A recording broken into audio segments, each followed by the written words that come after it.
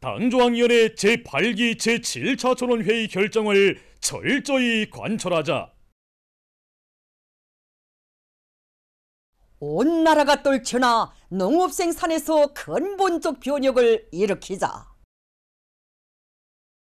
농업생산의 지속적인 장성을 이룩하고 우리식 사회주의 건설의 전면적 발전을 더욱 힘있게 추동할 데 대한 당중앙위원회 제8기 제7차 전원회의 확대회의 사상과 정신을 높이 받들고 지금 온 나라 당원들과 근로자들이 농촌지원 열기로 들끓고 있는 속에 얼마 전 평양시안의 일꾼들과 근로자들이 사회주의 농촌을 힘있게 지원했습니다. 이번에 당중앙위원회 제8기 제7차 전원회의 결정 관철에 떨쳐나선 농업근로자들의 요리를 거저시키기 위해서 선전, 선동, 용량, 출동시가 모든 구역군들, 공장 기업소들이 마련한 선턴이 고름을 가지고 강남군의 집중성을 저지겠습니다.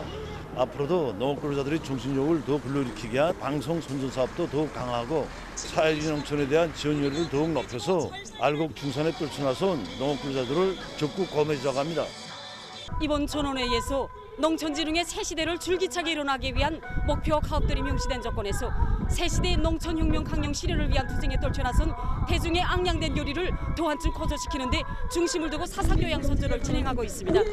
보다는 역사적인 당중앙위원회 제8기 제7차 전원회의 정신을 농업근로자들 속에 깊이 심어주는 화선식 정치 사업을 실속 있게 벌려서 전야마다의 당결정 가처를 위한 혁명적 분위기가 차넘치게 하려고 합니다. 올해 알곡 생산 계획을 무조건 수행하는 데서 나서는 현실적 방도들에 대한 해설 선전도 진행하고 전 세대 애국 농민들의 투쟁 기쁨을 따라 배울 때 대한 내용의 방송 선전도 실효성 있게 해서 모든 전야마다에서 농업근로자들의 정신력을 힘있게 공유해줄 결심입니다. 각지에서 국토관리 사업이 힘있게 추진되고 있습니다. 지금 모든 지역과 단위의 일꾼들과 근로자들은 자기 사는 고장을 그 어떤 자연재해도 끄떡 없는 안전지대로 만들기 위해서 계획부터 과학성과 현실성, 동원성이 철저히 보장되게 작성하고 그 실행 대책들을 강구하고 있습니다.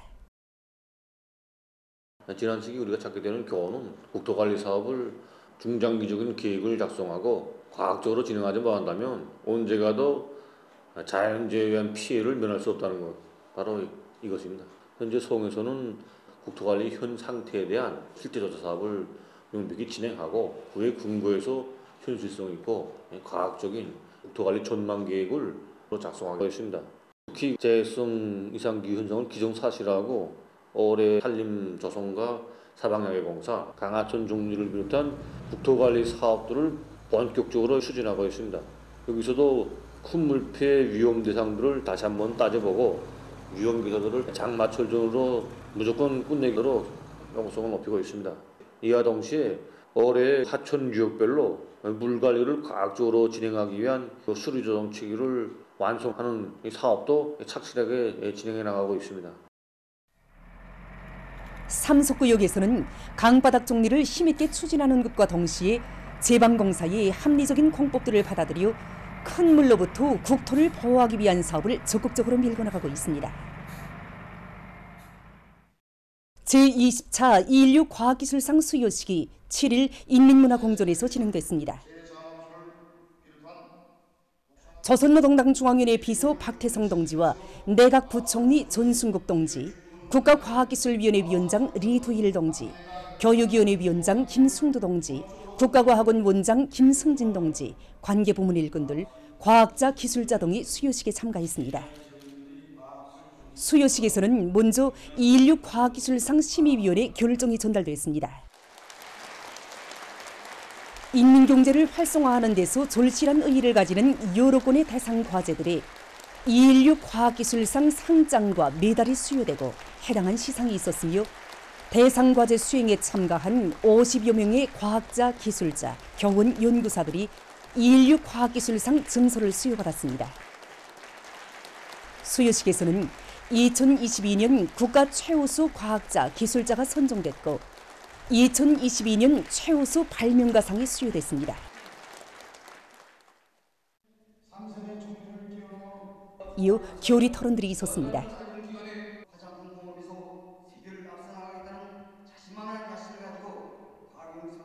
수여식에서는 교리문이 채택됐습니다.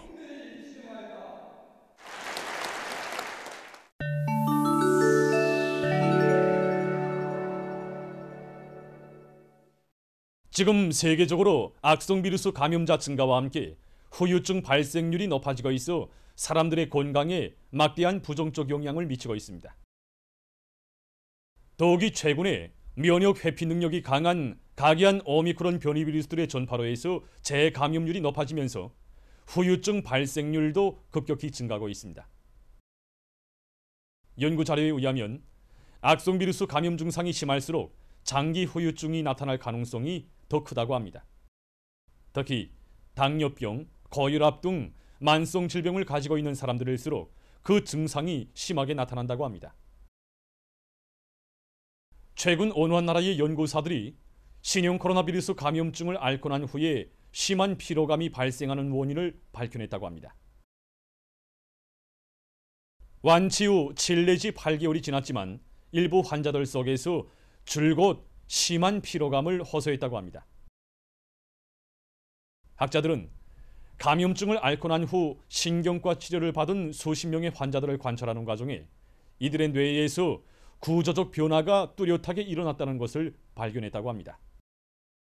따라서 학자들은 감염증을 앓고 난 후 뇌 부위가 줄어든 것이 심한 피로감을 초래하는 원인으로 된다고 판단했습니다. 심각한 것은 이러한 현상이 감염증을 앓기 전에 건강 상태가 좋았던 젊은 사람들 속에서 오심하게 나타났으며 나이는 18살부터 60살까지였다고 합니다. 전문가들은 악성 비루스가 보다 위험한 형태로 계속 변이되고 있는 현 상황에서 이로 인한 후유증 발생률이 앞으로 더 높아질 수 있다고 우려를 표시하고 있습니다. 다음 소식입니다. 7일 방글라데시의 다카에 있는 7층짜리 건물에서 폭발 사고가 발생했습니다. 폭발로 14명이 목숨을 잃고 수십 명이 부상당했습니다. 폭발에 의한 화재로 행방불명자들도 생겨났다고 합니다. 폭발 사고의 원인은 아직 밝혀지지 않았다고 합니다. 최근 미국의 여러 지역에 우박과 회오리 바람을 동반한 강한 폭풍이 들이닥쳐 13명의 사망자가 발생하는 등 많은 피해가 났습니다. 캘리포니아주의 일부 지역에서는 많은 눈이 내려서 13개 군의 비상사태가 선포됐습니다. 강풍이 불면서 더 많은 폭우와 폭설이 쏟아질 것으로 예상되고 있다고 합니다. 최근 이라크에서 국립박물관을 새로 개관했습니다. 박물관에는 9세기부터 내려오는 수만 점의 역사 유적 유물들이 전시되어 있습니다. 이 나라 정부는 사람들에게 역사와 문화를 인식시킬 목적으로 매주 금요일마다 박물관을 무료로 참관시킨다고 합니다. 어느 한 나라의 개발자들이 태양빛 전지판을 재생利用하기 위한 연구 사업을 심화시키고 있습니다. 일반적으로 고장난 태양빛 전지판은 재생하기가 매우 어려운 것으로 해서 어물장에 그대로 버려지고 있습니다. 개발자들은 고장난 태양빛 전지판을 재생利用할 방도를 모색하던 과정에 전지판에서 규소를 추출하여 그것을 친환경적인 나노 재료로 전환하는 데 성공했습니다. 그들은 이렇게 얻어진 나노 규소를 가지고 원가가 적게 드는 축전지를 만들 계획이라고 합니다. 보도를 마칩니다.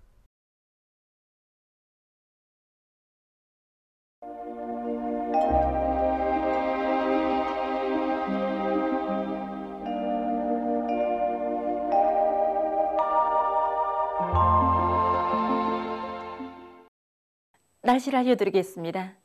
지난 3월 7일까지 대부분 지역에서 개인 날씨가 위주로 되면서 60% 이상으로 높았던 해빛 침률이 어제는 저기압골의 영향을 받으면서 대부분 지역에 구름이 많이 끼고 또 해빛 침률도 낮아졌습니다.